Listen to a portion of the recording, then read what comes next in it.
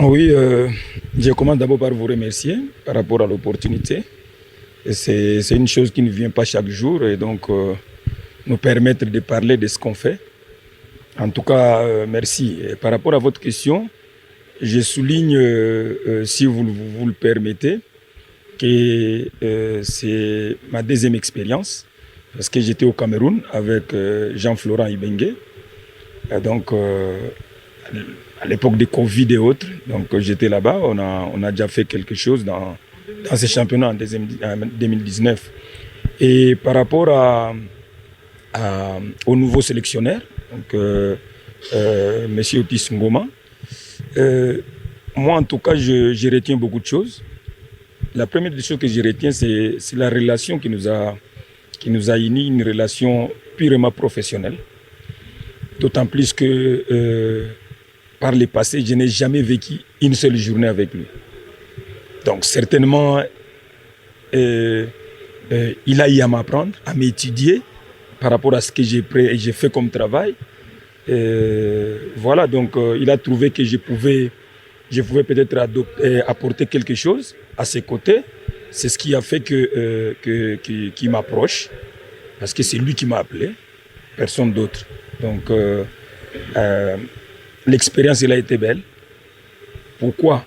Parce que sur le plan professionnel, je me suis rendu compte que j'avais en face de moi quelqu'un qui était réellement professionnel, qui voulait mettre chaque chose à sa place, sur le plan technique, sur le plan humain. Et en tout cas, c'est quelqu'un qui aime s'entourer des gens qui travaillent. Des gens qui travaillent. Donc c'est pour moi une expérience enrichissante dans la mesure où je n'ai pas gagné la coupe, je ne suis pas passé au second tour, mais j'ai appris. J'ai appris beaucoup de choses à ses côtés. Et pour moi, c'est un élément de plus dans ma carrière. On avait déjà un programme conçu par lui, c'est-à-dire les sélectionneurs, un programme qui proposait qu'on commence une préparation ou notre préparation un peu plus tôt. Ce programme m'a été envoyé par lui, étant en dehors du pays, en Europe, 10 jours avant la date proposée.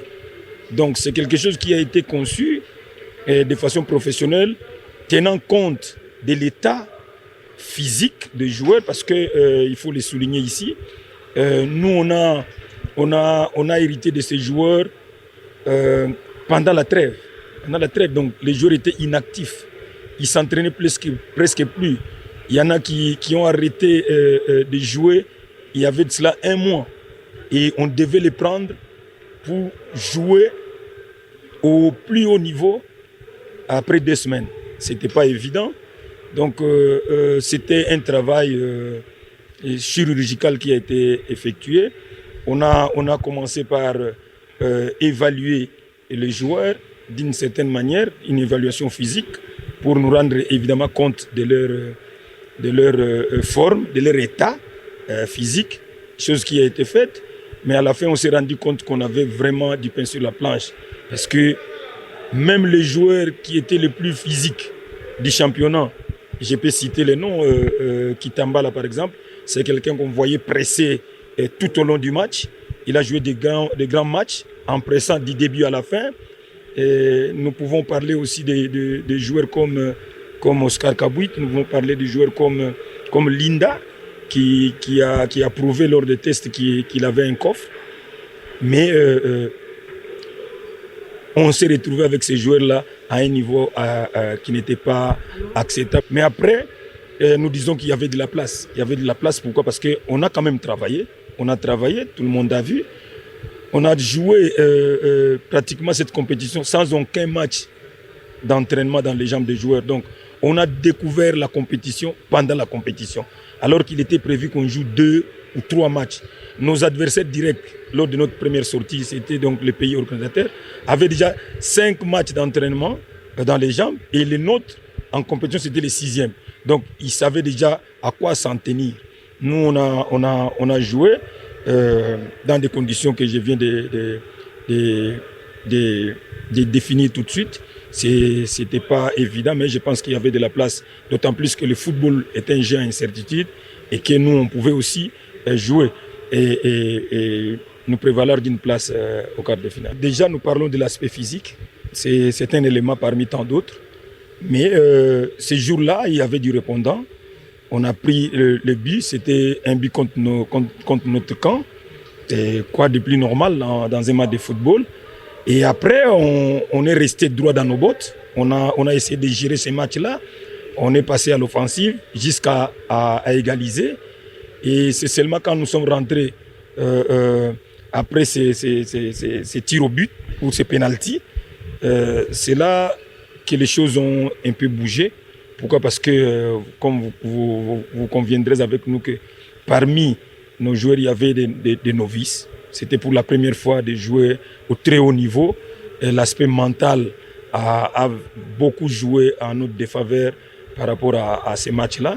Mais après, bon, comme je l'ai dit, on a retenu des leçons.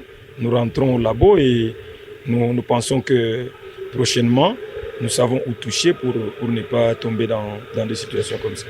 On a un petit bond à l'endroit des autorités du pays qui se sont quand même, il faut les reconnaître, battus d'une manière ou d'une autre pour que la RDC puisse participer à ces championnats. C'est vrai qu'il y a eu des petits couacs à l'entame, mais finalement, les choses sont revenues à la normale. Mieux vaut tard que jamais. C'est ici l'occasion pour moi de remercier le gouvernement à travers le ministère des Sports, notamment son Excellence Boudimbo, pour les efforts fournis, parce que tout le monde a vu comment est-ce que ça pataugeait. Quand bien même on a commencé en retard, je peux dire que dans ces retards là-bas, il y avait encore du retard. Parce qu'on manquait de fois de terrain d'entraînement. C'est avec son implication qu'on a pu relever un peu certaines choses. Et je pense qu'on nous voyait même nous entraîner sans tenue. Une équipe nationale, une sélection à prime, sans tenue. Il s'est impliqué, il a vêtu la sélection. En tout cas, bravo sur ce plan-là. Et bravo aussi, oui, nous sommes allés en Tanzanie.